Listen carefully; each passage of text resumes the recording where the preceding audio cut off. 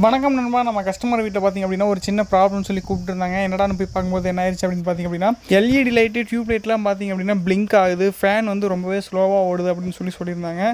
So நம்ம போய் check பண்ணதை பார்த்திங்க அப்படின்னா எல்லாமே நார்மலாக தான் இருந்துச்சு.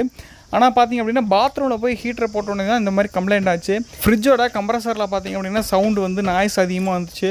ஸோ நம்ம அதுக்கப்புறம் பார்த்திங்க அப்படின்னா மெயின் சுவிட்ச் பாக்ஸில் போயிட்டு வோல்டேஜ் செக் பண்ணோம். என்ன இருந்துச்சு அப்படின்னு பார்த்திங்க அப்படின்னா 180 தான் வந்துட்டு இருந்துச்சு. 230 220 வர வேண்டிய இடத்துல 180 தான் வந்துட்டு இருந்துச்சு.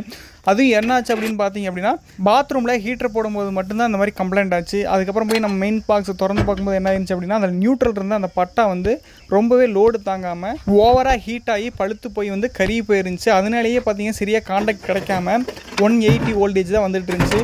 220 வோல்டேஜ் வரல.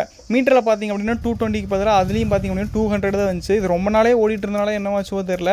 மேலே சர்வீஸ் லைனில் இழுத்து கட்டி இருக்கிற 320 ஒயர் பார்த்திங்க அப்படின்னா ரொம்பவே டேமேஜ் ஆகி ஹார்ட் ஆயிடுச்சு. ஸோ இதுக்கப்புறம் நம்ம இதே ஹீட்டரெலாம் யூஸ் பண்ணுறனால 320 போட்டால் அந்த ஒயர் வந்து தாங்காது. அப்படிங்கிறனால நம்ம என்ன பண்ணியிருக்கோம் அப்படின்னா 720 ஒயர் வந்து நம்ம போட்டிருக்கோம். ஃபுல் அண்ட் ஃபுல் சர்வீஸ் பார்த்திங்க அப்படின்னா 720 ஒயர் போட்டு கீழே பார்த்திங்க அப்படின்னா தனியாக ஒரு செப்பரேட்டாக ஹீட்டருக்கு 2.5 ஒயர் போட்டு கொடுத்துருக்கோம். ஸோ உங்கள் வீட்டில் ஏதாச்சும் பவர் சப்ளை வந்து கம்மியாக இருந்து வோல்டேஜ் கம்மியாக இருந்து டியூப் லைட்டில் வேறு ஏதாவது லைட் ஏதாவது பிளிங்க் அடிச்சுது விட்டு எரிஞ்சுது அப்படின்னா நீங்கள் டேரெக்டாக மெயினை வந்து செக் பண்ணிடுங்க.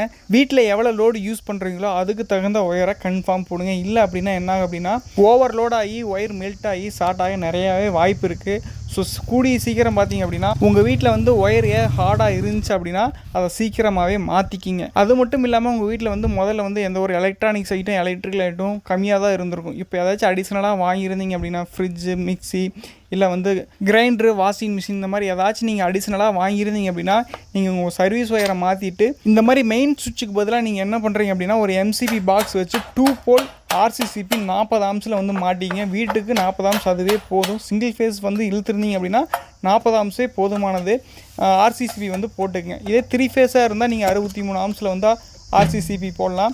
இதே நீங்கள் சிங்கிள் ஃபேஸ் சர்வீஸ் அப்படின்னா உங்களுக்கு 40 ஆம்ஸே போதுமானது. அதேமாதிரி ஃபியூஸ் கேரியரும் மாற்றிக்கிங்க. 16 ஆம்ஸ் இருந்துச்சு அப்படின்னா அதை 32 ஆம்ஸ் ஃபியூஸ் கேரியராக மாற்றிக்கிங்க. மாற்றிட்டு வந்து வீட்டில் வந்து எவ்வளோ லோடு போகுது அப்படிங்கிறதையும் மறக்காமல் செக் பண்ணிக்கிங்க. வீடியோவை ஃபுல்லாக பாருங்கள். பார்த்துட்டு ஒர்க் எப்படி இருக்குன்னு சொல்லிட்டு கமெண்ட் பண்ணுங்கள். ஏதாச்சும் தப்பு இருந்தால் சொல்லுங்கள், அதை சரி பண்ணிக்கலாம் அடுத்த வீடியோவில். ஸோ வீடியோ எப்படி இருக்குன்னு பார்த்து மறக்காமல் வீடியோக்கு ஒரு லைக்கை போட்டு மறக்காமல் நம்மளை ஃபாலோ பண்ணிக்கங்க. முடிஞ்சால் இந்த வீடியோவை 4 பேருக்கு ஷேர் பண்ணி விடுங்க. தேங்க்ஸ் ஃபார் வாட்சிங்.